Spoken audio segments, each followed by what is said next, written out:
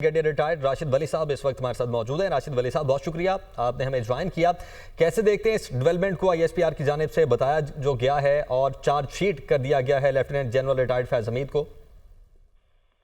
देखिए, ये एक प्रोसेस का हिस्सा है और ये कोर्ट मार्शल का जो प्रोसेस होता है तो फिर उसका डिफरेंट स्टेजेस होती हैं।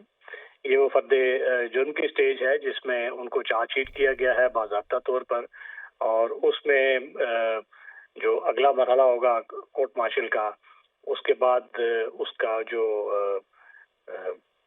डिस्कशन होती है और फिर वर्डिक्ट आता है। उसके बाद उनको दिफा का भी हक हासिल है और इन चार्जेस में कुछ इख्तियारात और सरकारी वसाइल का गलत इस्तेमाल शामिल है, कुछ ऑफिशियल सीक्रेट एक्ट की खिलाफ वर्जी है और कुछ अफराद को नाजायज नुकसान पहुंचाना शामिल है और सियासी अनासर की ईमा पर मिली भगत भी शामिल है। तो ये सारी चीजें हैं जिसको अब कोर्ट मार्शल की कार्रवाई में जो ये स्टेज है, ये एक डिसाइसिव स्टेज होती है फाइनल, उसकी तरफ ये अब इनका जो केस है वो राग़िब है और इसके बाद जो वर्डिक्ट होता है वो दिया जाता है और ये प्रोसेस एक उसके शुरू होता है। उसके बाद समरी ऑफ एविडेंस के बाद और फिर जो एक फॉर्मल चार्जशीटिंग है, इसके बाद इस पे मजीद उनको मौका भी दिया जाएगा कि वो इल्जामात का कैसे दिफा करते हैं।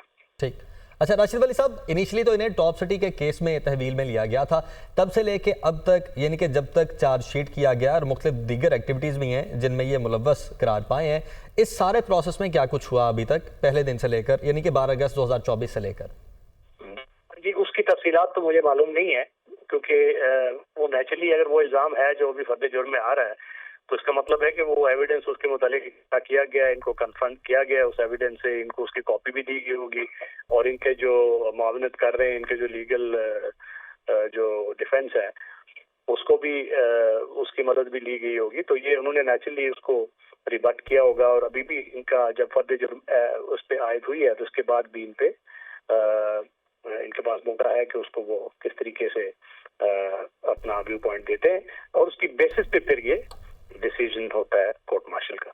अच्छा राशिद वली साहब, जिस तरह से चार्जशीट किया गया और इसमें यकीनी तौर पर बहुत सारे इल्जामात होते हैं, रिकॉर्ड होते हैं जिसके ऊपर इनके ऊपर फर्द जुर्म भी आयद की जा रही है, लेकिन इस तमाम तर प्रोसेस को अगर हम फाइनल तक बात करें तो कितना प्रोसेस लग जाता है?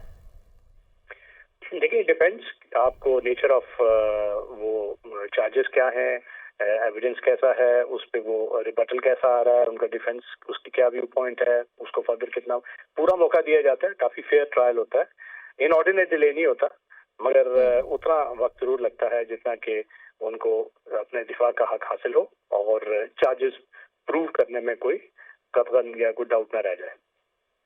ठीक है, बहुत शुक्रिया। राशिद वली साहब हमारे साथ मौजूद थे।